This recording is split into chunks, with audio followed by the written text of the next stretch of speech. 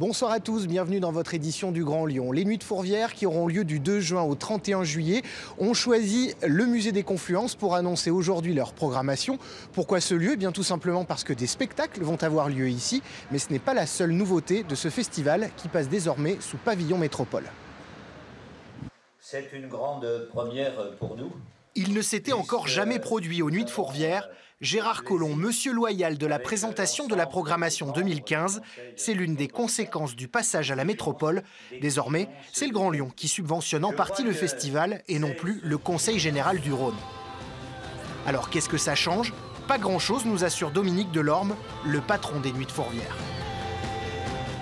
Il n'y a eu absolument aucune consigne et aucune indication sur ce qu'il aurait fallu faire ou ce qu'il faudrait faire. On est sur des bases au départ qui sont les bases de ce festival qui ont été fondées par Édouard Herriot, donc théâtre, danse, musique, cirque. Ça, c'est depuis 1946. Après, s'il y a une crise majeure qui se profile, on n'est pas exclu des problèmes de la crise.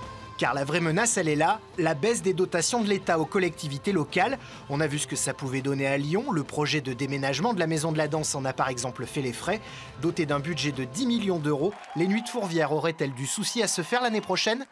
C'est une des premières choses que j'ai regardées lorsque j'ai vu que nous prenions effectivement les Nuits de Fourvière. Et je me suis aperçu que la part de recettes propres par rapport au financement public était de 70%, ce qui n'est pas mal. Si on a les mêmes ratios partout, alors on n'aura pas de soucis pour l'avenir. L'avenir immédiat pour les Nuits, ce sont cet été plus de 150 représentations à Fourvière et dans le Grand Lyon.